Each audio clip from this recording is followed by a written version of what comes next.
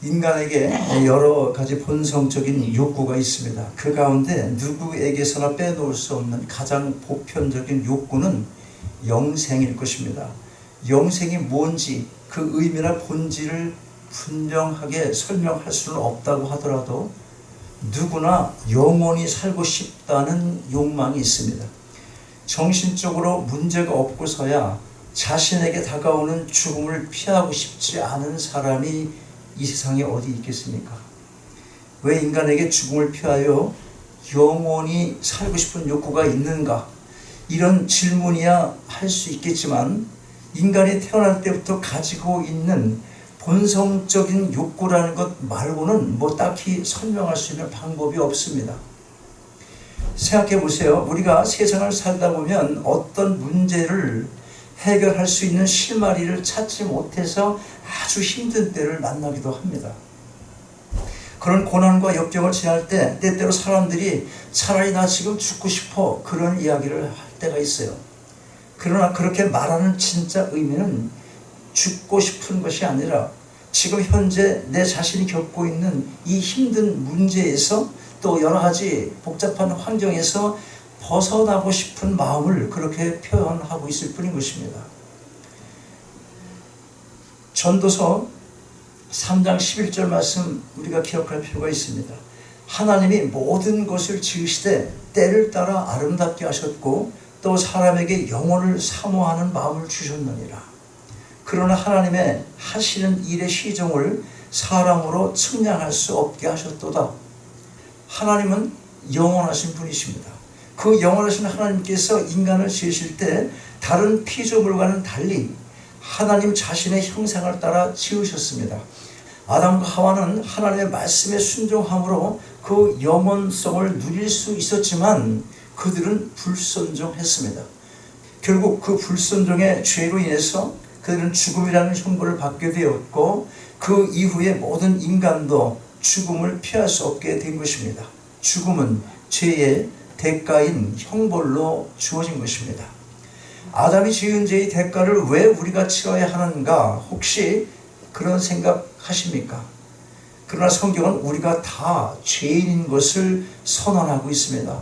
로마 3장 23절 4절 보면 모든 사람이 죄를 범하였음에 하나님의 영광에 이르지 못하더니 이렇게 기록하고 있습니다. 죄를 범했다는 것입니다. 아담의 후손으로서 태어난 모든 인류는 죄를 이미 범하였다. 그것이 하나님의 선언인 것입니다. 아담이 지은 죄는 그 한 사람으로 끝나는 것이 아닙니다. 그 후에 태어나는 모든 사람이 죄인으로 태어나며 죄인으로 태어났으니까 죄를 지을 수밖에 없는 존재인 것입니다. 그러므로 여러분이 나는 죄 없다. 무슨 죄가 있습니까? 내게 이렇다 하는 자는 성경에 말하기를 다 거짓말하는 자다. 그렇게 기록하고 있습니다. 여러분 죄 있습니까? 없습니까? 어제 오늘만큼은 죄를 안 지은 것 같아요. 근데 그런 거 말고 우리가 죄의 증상으로 나타나는 모든 현상들, 소리를 질렀다, 화를 냈다, 차 좀 했다고 막 욕을 했다, 남한테 좀 거짓말 좀 시켰다, 그런 죄를 말하는 게 아니라니까. 그런 죄는 원래 죄로 태어난 사람들이 가지고 나타나는 증상이라고. 증상. 그러니까 병이 나타나면 어디가 아프면 병이 있으니까 아픈 고통이 있는 것이지, 이걸 얘기하는 게 아니라 뭘 고쳐야 돼. 원래 병의 근원을 고쳐야 되는 거예요. 그러므로 원죄라는 것을 사함을 받을 필요가 있다고 하는 것입니다. 죄의 증상과 죄의 원죄라는 이것을 여러분들이 머릿속으로 생각을 해야 돼요. 나는 왜 죄가 없는데 자꾸 죄 있다고 그래? 죄인으로 태어났으니까 하는 일이 다 죄다, 이런 얘기예요. 세상에 많은 종교가 생긴 이유도 여기에 있습니다. 물론 이 땅을 살아갈 때 자기 자신의 마음을 다스리고 또 마음에 어떤 위안을 삼으려는 목적도 있을 것이긴 하지만 언젠가 찾아올 죽음 이후의 문제를 해결받고 싶은 것이 가장 큰 이유일 것입니다. 지금은 아직 일러요. 제가 하나님 믿기에는 나중에 믿을게요. 그것도 뭐야? 나중에 믿을게요? 죽고 나서의 문제를 생각하기 때문에 젊은 청취자인 내가 교회 다니면서 그렇게 유난 떨 필요 있어요? 내가 할 일 없을 때 그때 믿을게요. 그것도 뭐야? 그것도 죽은 부를 생각 때문에 그런 말을 하는 겁니다. 그런데 그들의 종교 생활의 특징이 뭐겠어요? 각 종교마다 나름의 방법으로 선을 베풀고 고행을 하고 도를 닦는 등 여러 행위를 강조합니다. 그들은 그런 행위를 통해서 자신들이 섬기는 어떤 신에 의해 구원을 받을 수 있다고 생각을 합니다. 그러나 우리가 분명하게 알 것은 그들의 그러한 모든 방법들은 죄책의 부담을 덜기 위해 인간 자신들이 자신의 마음을 위로받기 위해서 또 자신들의 모든 죄를 합리화시키기 위해서 만들어낸 허구적인 방법일 뿐 진정한 영생의 길은 될 수가 없다는 것입니다. 그렇다면 우리가 진정한 영생을 얻을 수 있는 방법이 무엇이겠습니까? 오늘 본문에서 사도 요한은 영생과 관련하여 아주 중요한 한 분을 소개를 합니다.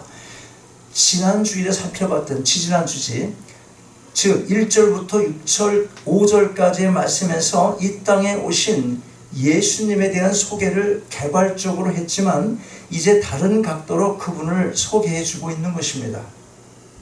그분이 누구십니까? 빛으로 오신 분이세요. 6절과 7절 같이 한번 다시 읽겠습니다. 시작.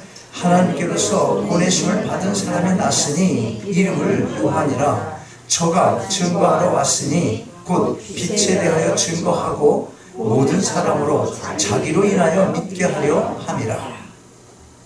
사도 요한은 그리스도를 소개하는 사명을 갖고 이 땅에 온 세례 요한에 대해 언급을 한 후에 이제 4절과 5절의 주제였던 생명 되시며 어둠을 비추었던 빛에 대한 내용을 계속해서 전개해 나갑니다.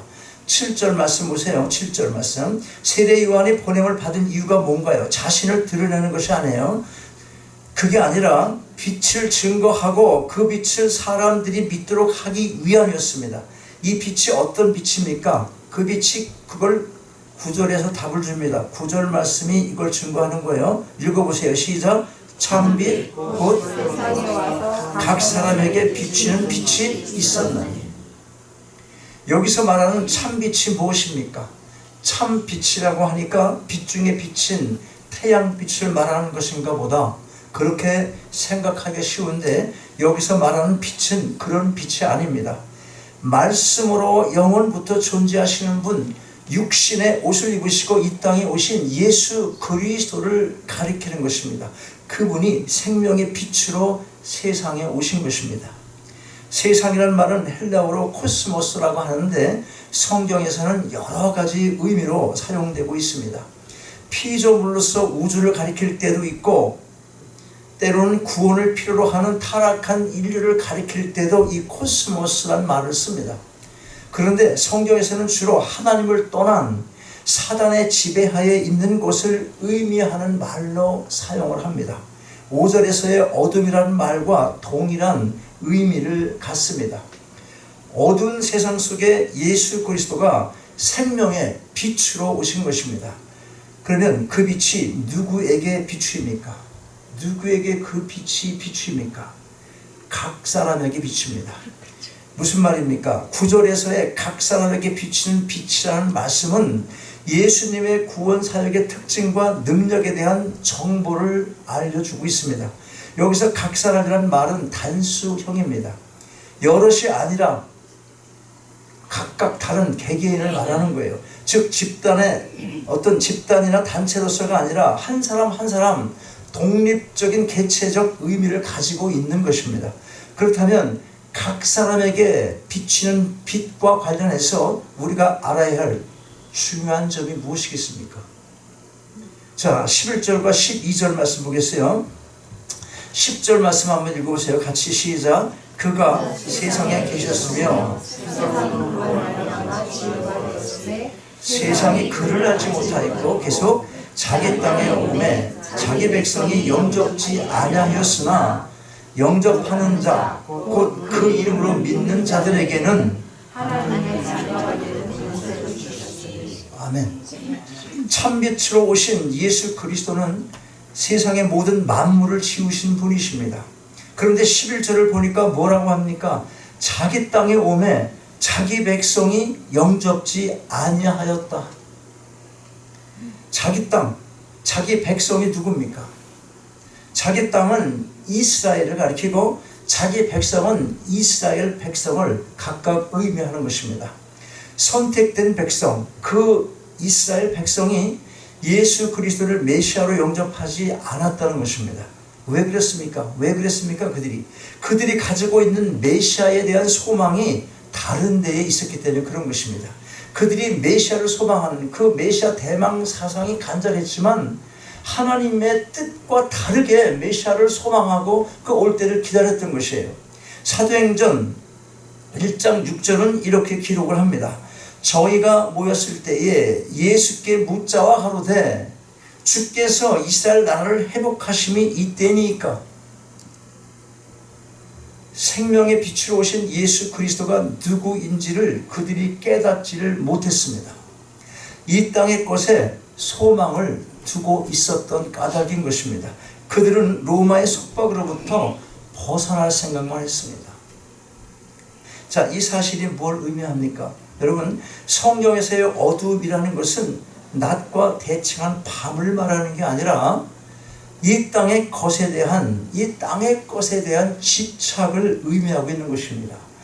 어두움에 있는 자들 특징이 뭡니까? 이 세상 사랑하는 자, 이 세상 것에 집착하는 그 어두움의 자식들, 그 어두움에 있는 자들, 그들이 가지고 있는 현저한 특징이 무엇이냐는 거예요. 영혼을 사모하는 마음은 있어도 또 그 영생의 길이 지금 자신 앞에 놓여 있음에도 불구하고 그 길을 선택하지를 못한다는 것입니다.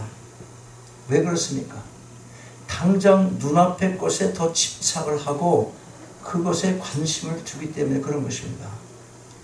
여러분, 우리가 이스라엘 백성은 선택된 민족으로 알고 있습니다. 그런데 그 의미를 잘 알 필요가 있어요. 하나님께서 그들을 택하신 것은 그들을 제사장 나라로 사용하시기 위함이었던 것입니다.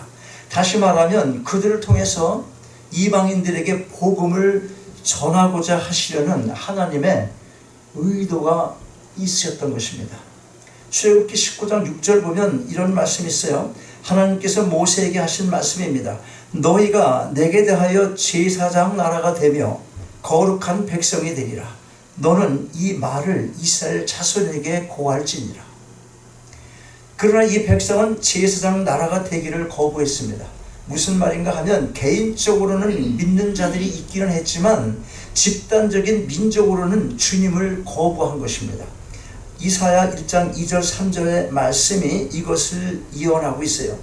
하늘이여 들으라, 땅이여 귀를 기울이라. 여호와께서 말씀하시기를 내가 자식을 양육하였거늘 그들이 나를 거역하였도다.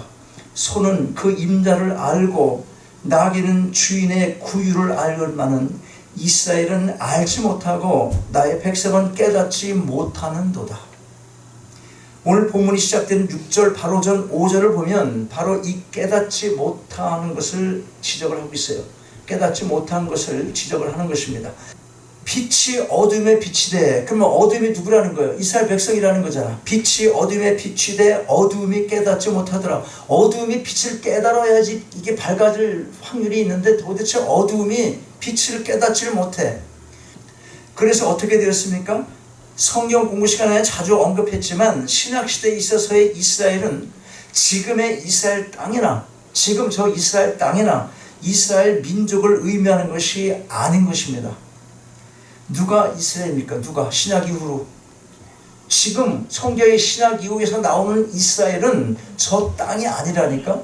그런데 거기에 무슨 제3성전이 서고 이스라엘 독립이 되고.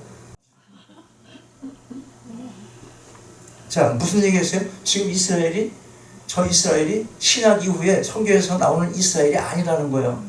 기억하셔야 됩니다. 그러므로 누가 이스라엘이냐면 예수 그리스도를 믿는 자들의 영적인 무리, 선택받은 백성들의 모임이 신약 이후에 성경에서 말하는 이스라엘인 것입니다. 곧 보이지 않는 우주적인 교회인 것입니다. 그러니까 여러분들이 뭐야? 여러분들이 이스라엘인 거예요. 여러분들이 영적인 이스라엘. 그러므로 구약에서 아브라함에게 약속하신 자손이란 신약 이후로는 더 이상 육적인 저 이스라엘 민족이 아니라 예수 그리스도를 믿는 자들로 이루어진 하나님의 백성을 가리키는 것입니다. 그리고 더 나아가서 이 백성 한 사람 한 사람이 하나님의 자녀가 되는 권세를 가지게 되는 것입니다. 12절 말씀 보세요. 영접하는 자, 곧 그 이름으로 믿는 자에게는 하나님의 자녀가 되는 권세를 주셨으니 예수 그리스도를 믿으십니까? 그렇다면 우리가 다 하나님의 자녀인 것입니다. 자녀가 되었다는 것, 그게 뭘 의미합니까? 그분의 양자로서 상속자가 되었다는 것입니다. 여러분, 이런 생각 한번 해보세요. 만약에 사람들에게 양고물을 선택할 자유와 권리를 줄 테니까 마음대로 선택하라고 한다면 누구를 선택하겠습니까? 선택을 하기 전에 뭘 먼저 알고 싶어요? 먼저 어떤 부모가 내가 잘 선택하는 거야? 뭘 먼저 볼 거야? 뭘 먼저? 돈이 얼마나 많고 나이가 몇 살인데 금방 죽을 것 같아. 이런 사람 찾을 거예요. 이런 사람. 그래, 안 그래요? 돈 많은데 한 100년 살아봐봐. 그럼 여러분이 먼저 죽지. 그런데 안 갈 거 아니야. 그러니까 돈 많은데 빨리 죽을 그런 걸 찾아볼 거라고. 여러분이 양보를 택한다면, 그런 권리, 자유가 있다면, 권리가 있다면, 사람 속은 어차피 알 수 없으니까 일단 밖으로 드러난 재산 선택의 유일한 기준으로 삼을 거예요. 재산을. 이와 같이 사람 중에서의 양보의 선택은 재산이 많은 사람을 선택하면 되는 것입니다. 그런데 문제가 뭡니까? 눈에 보이지 않는 하늘에 속한 상속권과 당장 눈에 보이는 것을 소유하고 싶은 욕망과의 사이에서 그 선택이 쉽지 않다는 거예요. 그래서 아무나 예수 믿지 못하는 것입니다. 그럼 누가 믿어요? 13절 말씀 보세요. 이는 혈통으로나 육정으로나 사람의 뜻으로 나지 않냐고 오직 하나님께로 난 자들이라. 누가 믿어요? 누가? 하나님께로 난 자만이 하나님을 찾게 되는 것입니다. 사도행전 13장 48절 이런 말씀이 있어요. 이방인들이 듣고 기뻐하여 하나님의 말씀을 찬송하며 영생을 주시기로 작정된 자는 다 믿더라. 자, 말씀을 중간 띄고 시간이 가니까 정리합니다. 여러분, 예수 그리스도 그분은 어둠을 밝히는 생명의 빛으로 이 땅에 오셨습니다. 그분은 영원부터 영원까지 아버지 품속에 계신 독생하신 하나님이십니다. 세상의 만물 중 그분 없이 만들어진 것은 아무것도 없습니다. 그분을 영접하는 자는 영생을 얻고 모든 만물의 상속자로 하나님의 양자가 되는 복을 누리게 되는 것입니다. 영원한 하늘의 끝 바라보시고 주님을 마음속에 진실로 영접하시기 바랍니다. 이미 영접을 하셨습니까? 그렇다면 영접한다는 것, 믿는다는 것, 그것은 단순한 입술의 고백이 아닌 것을 알아야 합니다. 그것은 단순한 입술의 고백이 아니라 끊임없이 여러분의 삶 속에서 고백되어지는 강력한 신앙을 의미하는 것으로 그 증거가 말씀에 대한 순종의 열매로 나타나야 하는 것입니다. 여러분은 무슨 열매를 맺고 계십니까? 마태복음 7장 21절 말씀 이렇게 기록합니다. 나더러 주여 주여 하는 자마다 천국에 다 들어갈 것이 아니요 다만 하늘에 계신 내 아버지 뜻대로 행하는 자라야 들어가리라. 아버지의 뜻대로 행함에 따르는 살아 역사하는 진실한 믿음을 여러분 모두가 소유하게 되시기를 주님의 이름으로 축원합니다. 아버지 하나님, 이 땅에 생명의 빛으로 오신 분이 바로 예수 그리스도이심을 다시 한번 깨닫게 하심을 감사드립니다. 저희 모두의 마음을 그 빛으로 밝혀주셔서 모든 죄된 모습에서 온전히 돌아서게 하시고 영생의 복, 하나님의 자녀된 복을 이 땅에서도 누리게 하옵소서. 또한 이 마지막 때를 살아가면서 그 빛을 온 세상에 전하는 복음 전도의 사명을 잘 감당하기를 원하오니 저희의 믿음을 더욱더 견고케 하시고 성령의 능력으로 함께하여 주옵소서. 빛 대신 예수 그리스도 이름으로 기도하옵나이다. 아멘. 일어나셔서